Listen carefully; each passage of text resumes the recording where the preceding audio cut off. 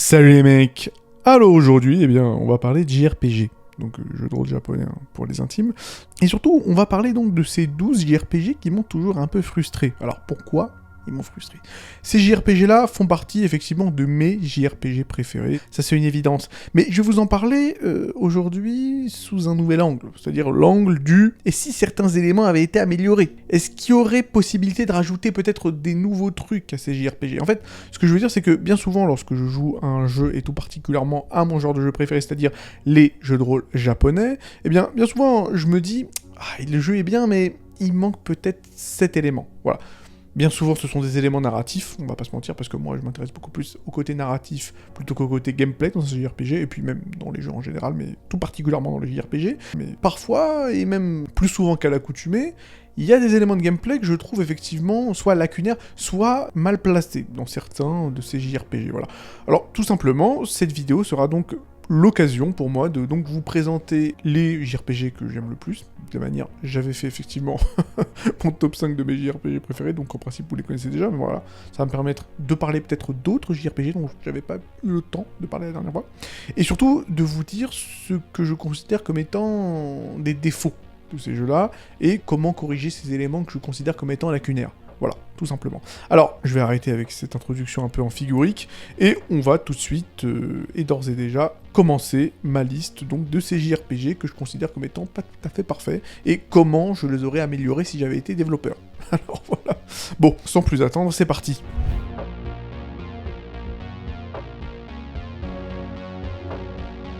On va commencer avec Final Fantasy VII, évidemment, peut-être le plus populaire de tous les JRPG de l'histoire. Alors, qu'est-ce qui me frustre un peu dans ce jeu? En fait, il y a deux trucs qui me frustrent, et ces deux trucs sont liés l'un à l'autre. Le premier truc, et on va commencer tranquillement, et je pense que d'ailleurs vous allez pouvoir deviner l'élément qui me fait le plus chier dans Final Fantasy VII, si vous avez vu ne serait-ce qu'une vidéo de Naruto sur cette chaîne, ou même ma vidéo sur le trope de l'élu, évidemment, voilà, le fait que Cloud ne réussissent qu'à partir du moment où on lui a implémenté les cellules de Sephiroth, et il me semble d'ailleurs aussi les cellules de Genova, de toutes les manières. Voilà, Cloud commence à vraiment devenir fort et commence à peser dans la balance à partir du moment où Hojo lui a implémenté les cellules de Genova. J'en ai assez parlé dans ma vidéo sur le déterminisme génétique dans la fiction, moi ça me fait chier. Je veux dire, pourquoi c'est pas juste Cloud le montagnard de Nibelheim qui fait ce qu'il a à faire? Pourquoi le mec il a besoin des cellules d'Ashirama, quoi? Les cellules d'Ashirama Senju. Déjà, bon, ça c'est le premier truc, mais à la limite c'est pas trop dérangeant, voilà. Autre truc un peu plus chiant par contre, c'est Sephiroth. Et pourquoi ça me fait chier Sephiroth? Parce que le mec, effectivement, un des gros twists du jeu, c'est qu'il est contrôlé par Genova. Moi, ça m'a toujours royalement fait chier. C'est-à-dire que, en fait, le twist du jeu, c'est que Sephiroth est mort depuis le début du jeu. C'est ça le twist, hein, le grand twist de Final Fantasy VII. Le Sephiroth que l'on voit depuis le début de Final Fantasy VII n'est pas le vrai Sephiroth. C'est effectivement, voilà, un Sephiroth contrôlé par Genova et tout ça. Bon, bref. Vous connaissez les bails pour ceux qui ont joué à Final Fantasy VII. Et moi, ça m'a toujours fait chier parce que, en fait, bon, bah, c'est pas Sephiroth, quoi. C'est-à-dire que tu crois te battre contre Sephiroth depuis le début, mais c'est pas lui. Je sais pas, c'est... Voilà, moi, ça m'a toujours fait chier. C'est pour ça, d'ailleurs, que j'ai toujours préféré Kefka, parce que Kefka, dans FF6, bah, c'est pas un mec qui le contrôle, non, c'est le mec qui est complètement fou, ultra nihiliste, il veut niquer tout le monde, mais c'est lui. C'est pas, on te dit à la fin, mais en fait, c'était pas Kefka, c'était Edgar. Ça n'a aucun sens. Encore une fois, c'est des twists qui effectivement te surprennent au début et tu dis waouh, j'avais pas vu ça arriver, Sephiroth est mort depuis le début du jeu, incroyable. Mais lorsque tu réfléchis aux tenants et aux aboutissants de cette révélation, bah tu te dis mais en fait, c'est pas Sephiroth que j'affronte depuis le début. Mais en fait, Sephiroth, je m'en bats les couilles. Ça veut dire que on te fait tout un foin sur Sephiroth, genre oh, attention, dans Kingdom Hearts 2, tu le vois, tu l'affrontes d'ailleurs beaucoup plus fort dans Kingdom Hearts 1, avec le thème de Sephiroth, tu le vois dans Advent Children, voilà, Sephiroth c'est limite le visage maintenant de Final Fantasy, mais en fait, le Sephiroth que tu affrontes pendant tout le jeu, c'est pas Sephiroth. Moi, ça m'a toujours fait chier, je pense que le jeu, effectivement, FF7, se porterait mieux si, voilà, arrêtez avec vos conneries de twist pour le twist, de retournement de situation pour le retournement de situation, laissez Sephiroth s'il vous plaît, et voilà quoi, faites en sorte que ce soit le vrai Sephiroth que l'on affronte depuis le début du jeu, voilà, et arrêtez avec Genova, cassez pas les couilles, voilà bon.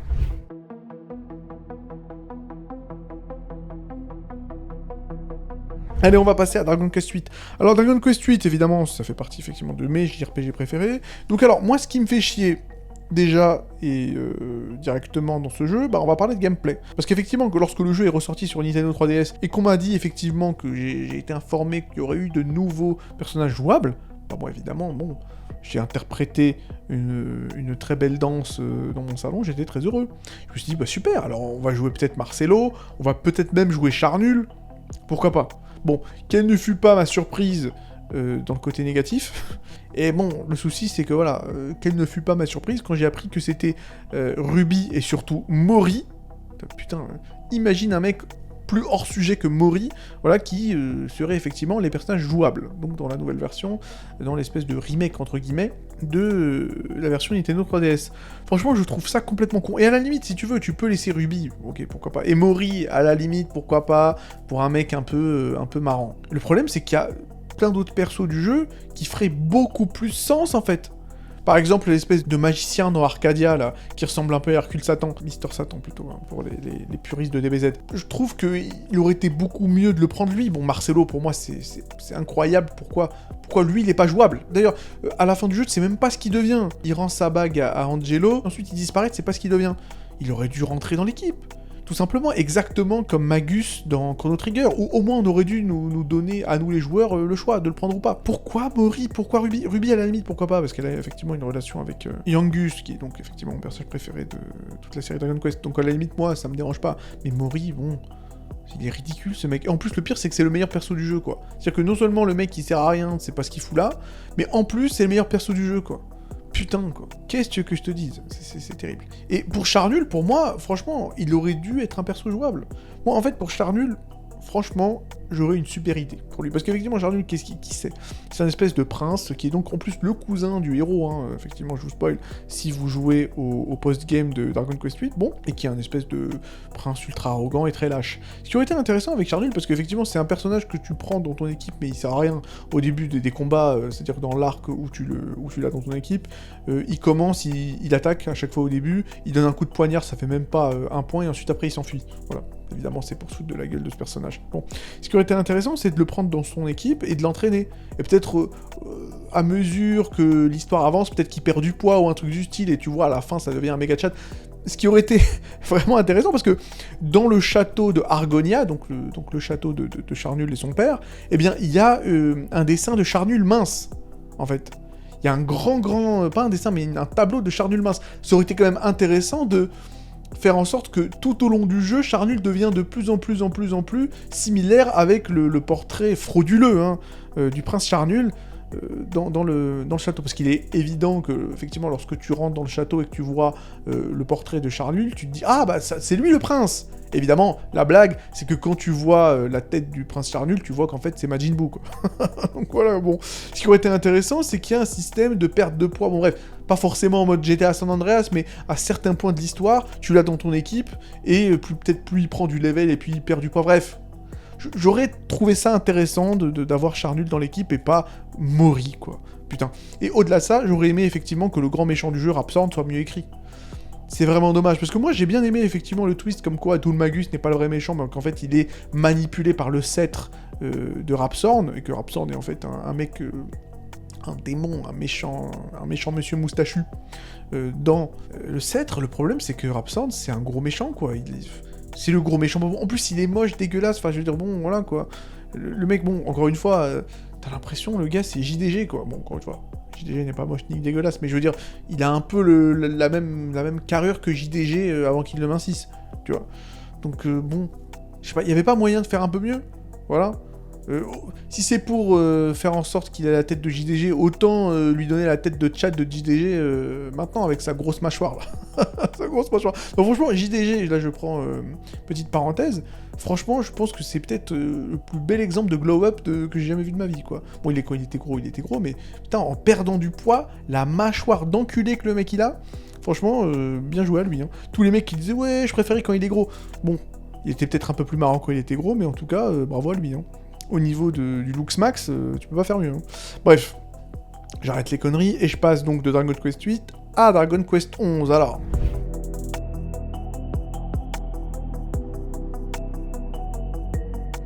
Dragon Quest 11, effectivement, la dernière fois que j'avais parlé de JRPG dans ma vidéo de mon top 5 de JRPG, je n'avais pas tari d'éloges sur Dragon Quest 11, et tout particulièrement, effectivement, de la caractéristique qui fait que Dragon Quest 11 est, à mes yeux, le JRPG le plus ambitieux de tous les temps, c'est le post-game, hein, le post-game qui te permet effectivement de remonter dans le temps. c'est-à-dire à 30 ou 40 heures dans le passé, voilà. Quand je dis 30 et 40 heures, c'est 30 et 40 heures de jeu, c'est-à-dire à la moitié du jeu, quoi. C'est un truc de fou. J'ai du mal à m'exprimer, pour ceux qui ont joué à Dragon Quest 11, ils vont comprendre en fait ce que je veux dire. Le problème avec ça, parce qu'effectivement, je n'étais pas Tariello, j'ai trouvé que c'était super, mais j'avais dit effectivement que un truc qui m'avait vraiment fait chier dans ce délire de remonter le temps, c'est qu'en fait, la plupart des personnages de ton équipe, que ce soit Sylvando, Hendrik, espèce de chevalier barbu, Rab, tous ces personnages-là connaissent effectivement un sévère développement de personnage lors de la seconde partie du jeu. Le problème, c'est que lorsque tu effectivement prends la machine à remonter dans le temps, là, enfin, la machine à remonter dans le temps, c'est dans une tour, hein, permet effectivement de remonter dans le temps, tu reviens donc à la moitié du jeu. Le problème, c'est qu'en fait, tu effaces tout le développement des personnages, comme par exemple Eric, qui se rapproche de sa sœur, qui la retrouve et tout, tout ça, ça disparaît, en fait. Ou par exemple, Sylvando avec son père. Son père qui avait effectivement déshérité Sylvando, et dans la deuxième partie de la première run, eh bien, Sylvando et son père apprennent à renouer et tout. Bon, moi ça m'a toujours fait chier. Je me suis dit, effectivement, bon, c'est super de remonter dans le temps, mais ensuite, après, quand tu remontes dans le temps et que tu continues de jouer et que tu retermines le jeu, bah en fait, le développement de personnages de tous les personnages jouables, bah a disparu. Et évidemment, bah ils vont pas repasser par le même développement de personnage. Ils vont pas te remettre les mêmes cinématiques, encore une fois, ce serait chiant.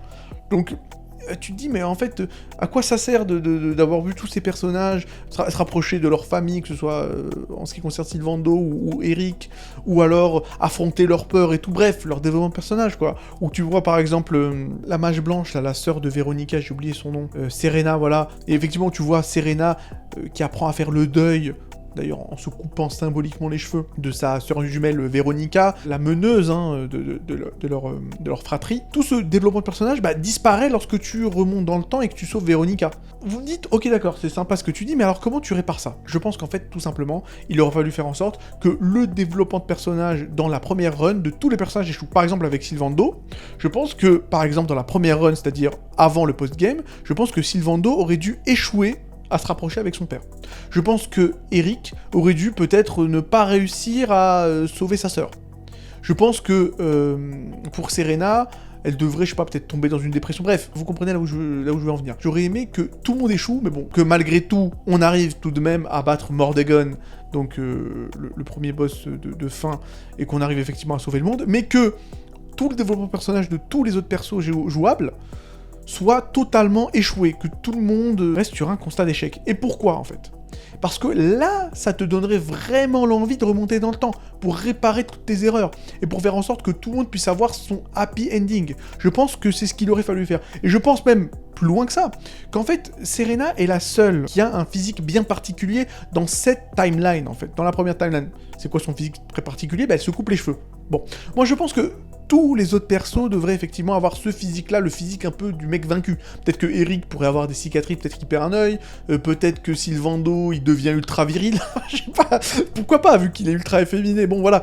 Donc, tout le monde échoue dans son développement de personnage, et donc ça va donner envie aux joueurs de revenir dans le temps et de réparer tous les problèmes de tous les personnages, et à la fin, quand tu finis le jeu, pour la deuxième fois, donc dans le post-game, tu refinis le jeu pour la deuxième fois, et là tu te bats contre le vrai boss de fin, c'est-à-dire pas Mordegon qui est donc effectivement un imposteur, mais donc le vrai méchant qui est donc Kalasmos.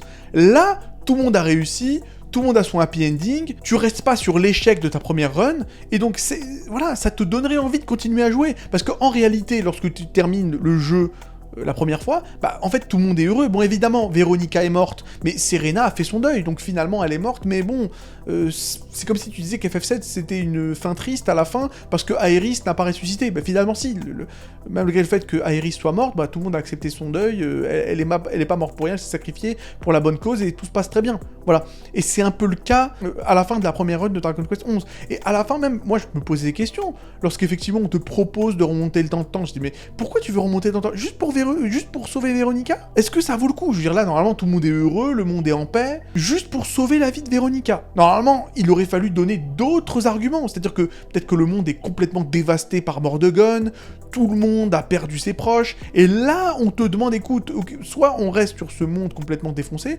soit on te permet effectivement de remonter dans le temps pour réparer toutes les erreurs et faire en sorte que tout le monde ait son happy ending. Bref, voilà. Je m'arrête de parler de ça parce qu'effectivement, j'en ai trop parlé, mais vous m'avez compris.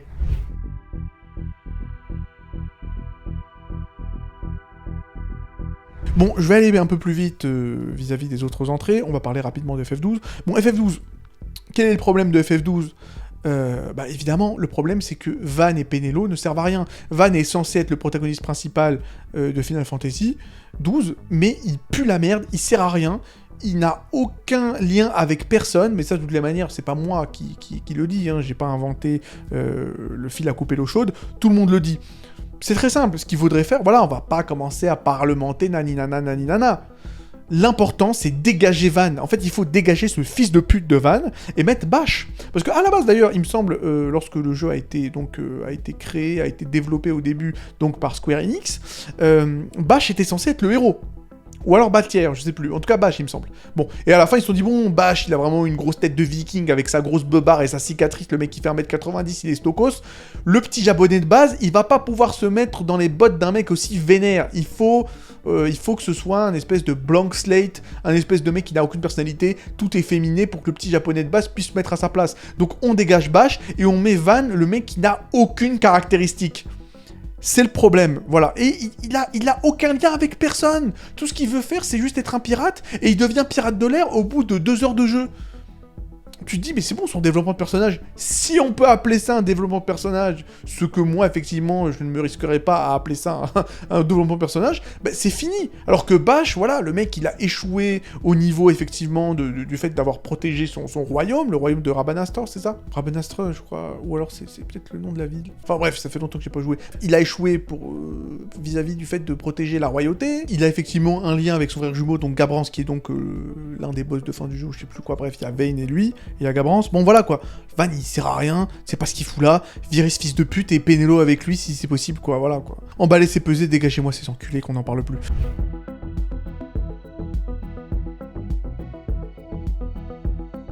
Bon allez, rapidement, FF10. Alors FF10, un jeu effectivement dont j'ai beaucoup parlé, que j'aime beaucoup. Alors, qu'est-ce qui pourrait effectivement rendre le jeu meilleur à mes yeux ? Bon déjà, plus de spécificité au niveau du gameplay pour chaque perso, parce que le problème de ce jeu-là, c'est qu'effectivement, tu peux vraiment faire évoluer tes persos comme tu veux. Le problème, c'est qu'à la fin du jeu, tout le monde a 255 dans toutes ses stats, et ils n'ont plus aucune caractéristique qui les différencie les uns des autres. Ça devient donc tous des doublons, à part évidemment leur overdrive, ce qui fait qu'effectivement, Tidus, Wakka et forcément Riku sont les meilleurs. Les autres sont mis sur le banc de touche parce que leur overdrive sont loin d'être aussi efficaces que Wakka, Tidus et Riku. Voilà, ils n'ont pas de spécificité, ils n'ont pas de job bien particulier qui leur colle à la peau, quoi. Si vous voulez faire effectivement de Wakka un magicien ou un DPS, vous pouvez faire ce que vous voulez, le sphérié vous permet de faire ce que vous voulez. Le problème, c'est qu'à la fin, c'est juste des doublons, c'est des pages blanches, t'en fais ce que tu veux et c'est un peu chiant, quoi. Voilà, au niveau de la synergie entre les personnages, c'est un peu chiant. Moi, ça me fait chier. Bon, déjà ça, et surtout, je n'avais effectivement pas tari d'éloge sur le lore de FF10, lors de ma dernière vidéo sur mes 5 JRPG préférés, en disant effectivement que ce qui est vraiment super dans FF10, c'est que le lore du jeu est communiqué par les dialogues, et pas par les datalogues, pas par les documents que tu ramasses par terre et que tu lis pendant 20 minutes, où tu casses le rythme totalement. Non.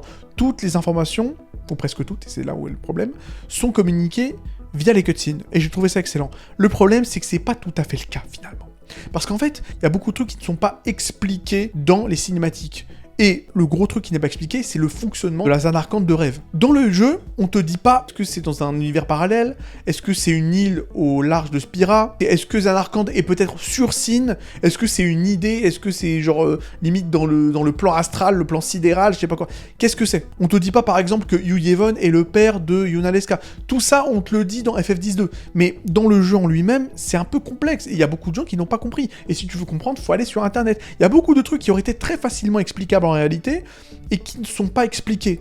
Voilà. Qui ne sont pas expliqués, genre comment Auron a réussi à venir donc à Zanarkand. Pourquoi Auron a vieilli d'ailleurs, mais ça à la limite c'est plus une incohérence plutôt que le lore qui n'est pas expliqué. Bref, il y a beaucoup de trucs qui ne sont pas expliqués dans FF10, et voilà quoi, tout simplement. Je parle de Zanarkand, mais je peux parler de plein d'autres trucs en fait. Le côté par exemple, ça c'est un truc qui est expliqué mais par Meiken, bref l'espèce de petit vieux là. Si tu lui parles, il t'explique ça effectivement lorsque tu le retrouves à la fin du jeu effectivement sur le Mont Manga Gazette, il faut lui parler. Et il t'explique effectivement si dans la religion d'Yevon, les machines sont interdites, c'est parce que Zanarkand, une ville était un pays d'invoqueurs, et que Bevel, lors de la fameuse guerre d'il y a 1000 ans, Bevel était une ville de machines, et donc c'est pour ça que, voilà, Yevon fait en sorte que la religion de Yevon soit contre les machines, soit anti-machines. Voilà. Encore une fois, on aurait aimé se l'entendre expliquer dans les cutscenes. Et pas juste aller chercher Maiken qui se cache sous un rocher dans le manga Gazette pour comprendre un truc qui est vraiment très important pour saisir l'histoire de Final Fantasy X. Il y a plein d'autres trucs comme ça. Par exemple, comment fonctionne la Zanarkand de rêve en fait? C'est-à-dire que la Zanarkand de rêve, c'est juste Zanarkand? C'est ça en fait ce que je comprends pas, c'est juste la ville. Parce que normalement, tu peux pas juste reproduire Zanarkand sans reproduire tous les pays qu'il y a autour. Bah, normalement, oui, tu vois ce que je veux dire. Si tu veux reproduire la France dans un univers parallèle, tu vas pas juste reproduire la France, il faut reproduire l'Allemagne, l'Amérique. Je veux dire, c'est pas in a vacuum, c'est pas dans un trou noir. Un pays ne fonctionne pas dans un trou noir. Il y a quand même, bon, j'allais dire l'import-export. Bah, je veux dire, bon, c'est vrai aussi, tu vois. Tu peux pas juste reproduire une ville comme ça. Dans la Zanarkand de rêve, est-ce qu'il y a une Bevel de rêve? Est-ce qu'il y a une Besaid de rêve? Bref, il y a beaucoup de questions qui sont quand même laissées en suspens, des trucs un peu incohérents qui ne sont pas expliqués, et c'est dommage.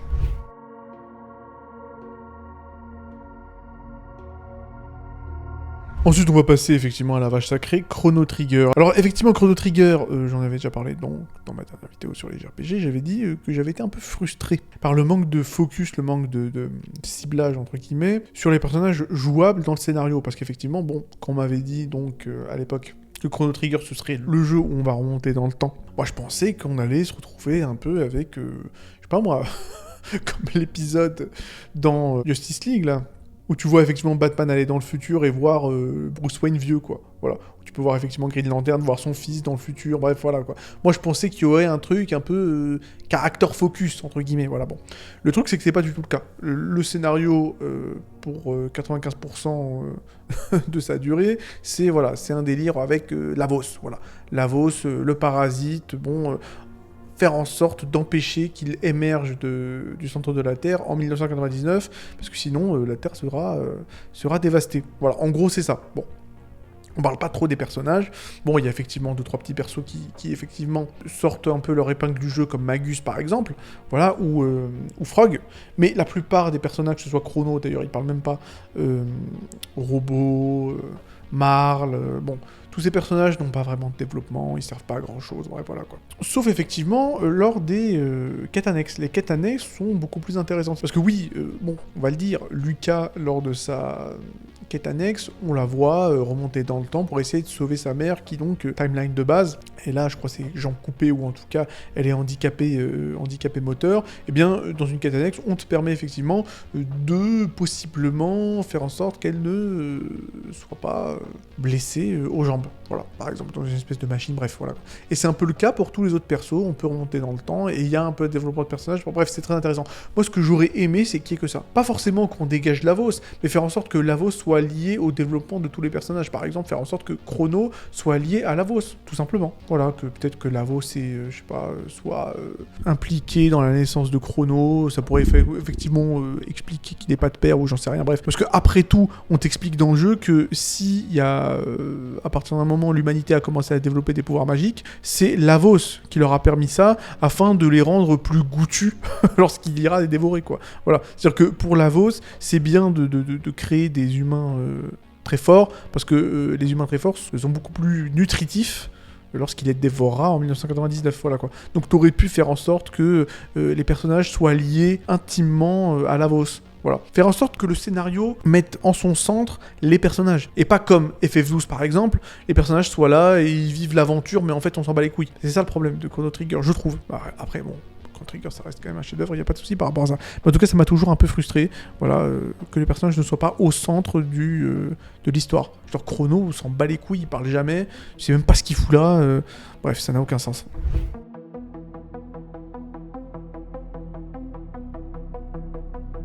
Allez, on passe à mon RPG préféré, forcément à mon JRPG préféré.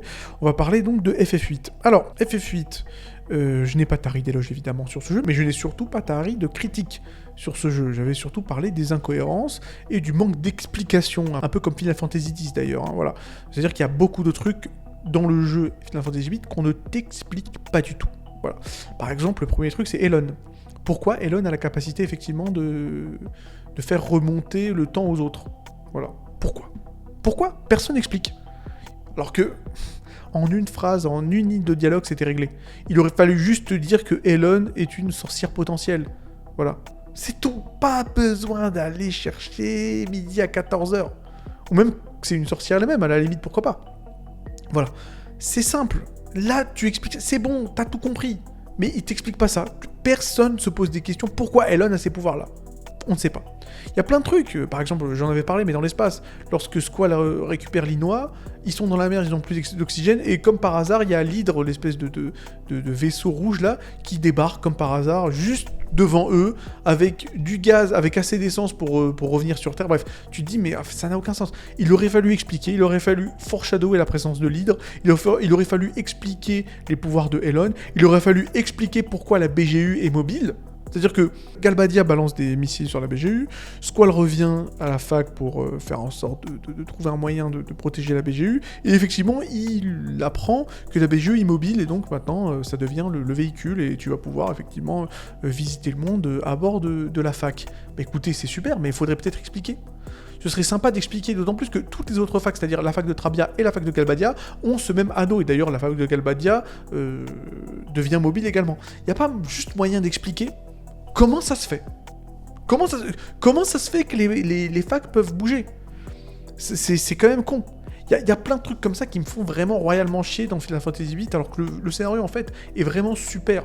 Les thèmes sont incroyables, délire de l'enfant soldat, le délire, effectivement, autour de Squall, du fait qu'il ait peur de finir seul, mais que finalement, le gars est introverti, mais que à la fin, il affronte sa peur d'être seul, c'est-à-dire que la fin du jeu, c'est Squall qui se perd dans un désert tout seul, il essaie de trouver des amis, il les trouve pas, il essaie de se rappeler de la femme qu'il aime, il n'y arrive pas, bref, la fin est magnifique, le développement de personnage de Squall est incroyable, voilà quoi, c'est ça qui est vraiment super, et tu te dis que à côté d'un développement de personnage ultra bien écrit, comme celui de Squall, à côté t'as un scénario qui a vraiment des grosses lacunes en termes de cohérence, et c'est dommage. D'ailleurs, j'aurais aimé aussi, petite critique aussi, j'aurais aimé que Seifer devienne jouable, quoi. Après sa défaite au 3ème disque, ça aurait été sympa quand même de le prendre dans notre équipe. Le mec, il est déjà, voilà, il est jouable pendant une petite mission au tout début du jeu à Dolette. Mais les mecs, faites pas les chiens et donnez-le nous, quoi. Donnez-nous Seifer, merde. Voilà, quoi. D'autant plus qu'ils ont déjà les overdrive. Ils ont déjà les limites break. Ils les ont déjà. C'est ça, en fait, le pire, c'est que les attaques de Seifer, c'est-à-dire que comme effilage ou sa technique où le mec il fait des croix en feu ou je sais pas quoi, tu les lui donnes en limite break. C'est tout, et c'est bon, t'as un personnage. Franchement, quoi. C'est des trucs que tu te dis, mais merde.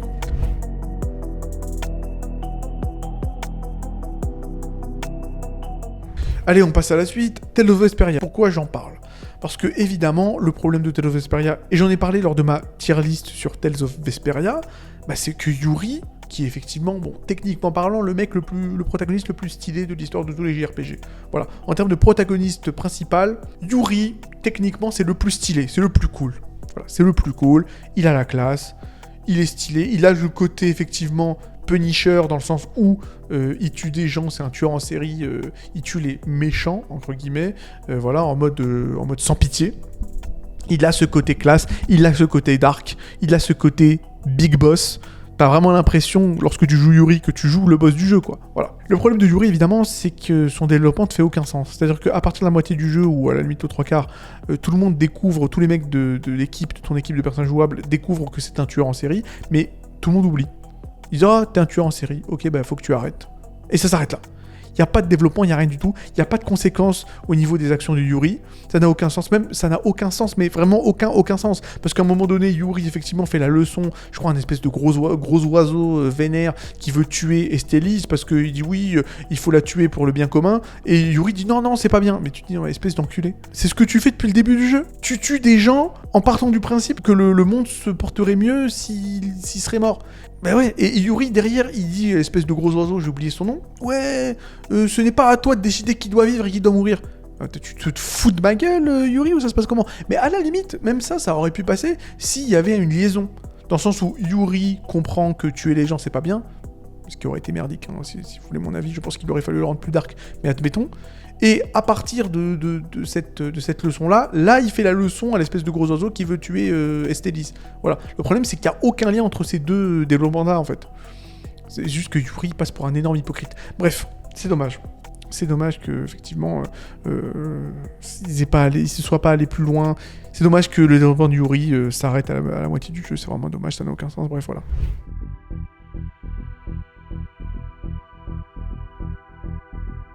Allez, on va passer à Lost Odyssey rapidement. J'avais parlé donc la dernière fois de Lost Odyssey en disant que c'était un gros gâchis, surtout par rapport au fait que notre ami, quand même, Takehiko Inoue, donc le mangaka de Slam Dunk et surtout le mangaka de Vagabond, je pense avec le regretté Miura, le meilleur mangaka de l'histoire, je pense, voilà. Donc t'as lui pour faire tes designs, et à la fin, tu finis avec des mecs, t'as l'impression ils sont complètement rabat, drogués, il y a une meuf, je sais pas ce qu'elle a fait avec son séchoir, mais c'est pas très halal. Bon, tu comprends pas en fait ce qui se passe. Bon, tu te dis, mais en fait t'as le meilleur, peut-être l'un des meilleurs dessinateurs de l'histoire, et tes personnages sont dégueulasses. Bon déjà, il faudrait un remaniement du design, mais alors là, mais illico presto, rapidement quoi. Ça urge là, ça urge, il faut le faire tout de suite quoi. Voilà, ça c'est une évidence, et surtout, ce qu'il aurait fallu faire évidemment dans ce jeu, et ce qu'il faudrait faire, c'est de faire en sorte que les rêves soient jouables. Alors qu'est-ce que c'est que les rêves? J'en avais parlé la dernière fois. Les rêves, ce sont des espèces de petits moments visual novel, où le personnage principal, donc Kaim il me semble, qui est donc un immortel qui a vécu 1000 ans plus ou moins, se rappelle de ses souvenirs. Et lorsqu'il se rappelle de ses souvenirs, il y a effectivement la possibilité, mais encore une fois, vous n'êtes pas obligé, hein, c'est optionnel, d'aller dans les menus et d'aller voir des rêves. Alors les rêves, ce sont des moments visual novel, où il y a des espèces une petite musique, il y a un texte, tu lis, et en gros, ce sont des petites aventures qu'avait vécu Kaim durant son millénaire de vie. Voilà. Et bien souvent, ces rêves sont incroyablement bien écrits. D'ailleurs, je crois que l'écrivain de ces rêves a sorti un livre de compilation de tous les rêves de Kaim. Voilà, qui est, je crois, achetable, hein, il me semble. Je sais pas si c'était le cas, mais en tout cas, à une époque, c'était effectivement trouvable sur le marché. Bref, en tout cas, voilà. Ce sont des rêves qui sont des parties, ce sont les meilleures parties du jeu au niveau de l'écriture. Hein. Voilà, ce sont des perles d'écriture, vraiment. Le mec qui a écrit ça est un très grand storyteller, entre guillemets, hein, si je puis me permettre effectivement un peu d'anglicisme. Donc voilà, ce qu'il aurait fallu faire, c'est faire en sorte que ces parties-là soient jouables, et pas seulement lisibles, mais jouables, avec du vrai gameplay. Voilà, tout simplement, un flashback jouable, tout simplement, voilà. Exactement comme dans FF7, avec le flashback jouable de Cloud et Sephiroth à Nibelheim.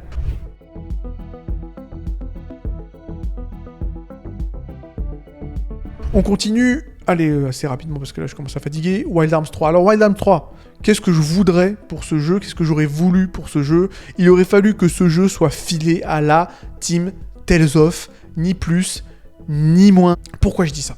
Parce que Wild Arms 3 a la sélection de personnages jouables les plus charismatiques que j'ai jamais vu de ma vie. Et je parle pas juste de design, hein, je parle juste de personnalité. Voilà, tu prends Gallows, mais j'ai rarement vu un mec qui m'a autant fait kiffer dès le début du jeu, quoi. Voilà, l'espèce d'Indien, là. Virginia est super cool. On a l'espèce de Cold Sniper, là, j'ai oublié son nom, là, avec les cheveux verts. Il y a l'espèce de mec trop dark, le Sasuke, j'ai oublié son nom, ça fait longtemps que j'ai pas joué au jeu, bref. Donc voilà, que ce soit Jet, que ce soit Galao, que ce soit Clive, c'est tous des personnages ultra charismatiques, et le problème c'est qu'ils interagissent pas assez dans le jeu. C'est-à-dire que moi, au début du jeu, quand j'ai vu ces trois personnages-là, parce que ça c'est un peu une tradition dans les Wild Arms, au début de chaque Wild Arms, tu joues pas tout de suite avec tous les persos, ou seulement avec le personnage principal qui va recruter tous les autres persos de sa team. Non, non, tu peux commencer le jeu avec les 4 personnages en fait. Et tu termines le premier scénario donc d'un personnage, ensuite le deuxième, troisième, quatrième, et ensuite, une fois que tu as terminé les 4 scénarios, là les 4 personnages se réunissent, et là le jeu commence vraiment. Bon. Chacun des persos était tellement charismatique que je me suis dit, j'ai hâte de les voir interagir ensemble, ça va être un truc de ouf. Malheureusement, c'est pas vraiment le cas. Il y a certaines parties, effectivement, où ils interagissent, mais bien souvent dans le jeu, personne ne parle. Bon, bref. Et pourquoi je parle de la team Tales of? Parce que dans la team Tales of, dans les jeux Tales of en termes général, il y a beaucoup d'interactions, beaucoup de say net, ça parle. Tous les personnages interagissent les uns avec les autres. Le problème, c'est que bien souvent dans les jeux Tales of, c'est que la plupart des personnages sont pas très intéressants. C'est ça le problème. C'est le souci des jeux Tales of. Alors que là, si. J'aurais vraiment kiffé que ce soit la team Tales of qui prenne ces personnages-là et qui les fasse interagir les uns avec les autres. Voilà, tout simplement.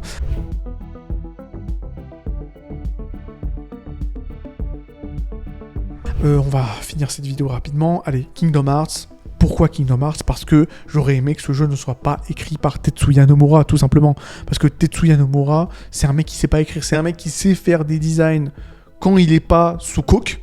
C'est-à-dire que lorsqu'il est sous coke, effectivement, tu obtiens des trucs un peu abominables comme Seymour ou Waka, donc voilà. Mais lorsque le mec effectivement est sobre, tu peux arriver à des designs assez intéressants. Par contre, au niveau de l'écriture, c'est catastrophique. C'est-à-dire que c'est difficile de trouver un scénario plus cucu, la praline, plus mielleux que les scénarios de Kingdom Hearts. C'est ça le problème, c'est voilà, c'est le cœur, la lumière, les ténèbres, l'amitié, va te faire enculer, espèce de fils de pute. Voilà tout ce que j'ai à dire. Nomura, casse-toi, laisse la licence Kingdom Hearts à quelqu'un d'autre. Autre chose qui est vraiment chiant dans les jeux Kingdom Hearts, c'est qu'il n'y a pas assez de place pour les personnages Disney et Final Fantasy dans l'intrigue. Bien souvent, les personnages qui vont peser dans l'intrigue et qui vont faire changer un peu l'intrigue et qui vont peser dans l'histoire générale, eh bien, c'est les personnages originaux de Kingdom Hearts. Ça va être Sora, ça va être Riku, ça va être l'Organisation 13, ça va être Xehanort. Voilà, bon. Ce que j'aurais aimé, c'est que, étant donné que le concept de Kingdom Hearts, c'est un univers où les personnages du Final Fantasy et les personnages de Disney interagissent, ce qui serait intéressant, c'est de faire en sorte que les personnages de Disney et les personnages du Final Fantasy pèsent vraiment dans la balance du scénario. Et qui sont pas là juste, ouais, vas-y, tu vas dans le monde de Toy Story, donc tu vas voir Woody et tout, et ensuite, dès que tu changes d'un monde pour aller chez Alice au Pays des Merveilles, bah c'est bon, tu les revois plus, et ils ont plus aucun impact sur le scénario. Bon, à la limite, je suis pas le premier mec à avoir dit ça, et l'avoir remarqué, bah je le remarque, je le dis, Nomura va te faire foutre, s'il te plaît, engage des vrais écrivains, et fais en sorte que les personnages de Disney et Final Fantasy servent et pèsent dans ton putain de jeu de merde, et dans ton intrigue de con. Voilà. Et voilà, en espérant que la vidéo vous ait plu. Dites-moi s'il y a d'autres jeux qui vous ont un peu frustré, un peu comme ça, et que vous auriez aimé qu'ils soient développés de manière un peu différente, voilà. Dites-moi ce que vous en pensez. Abonnez-vous pour encourager la chaîne, prenez soin de vous, à la prochaine.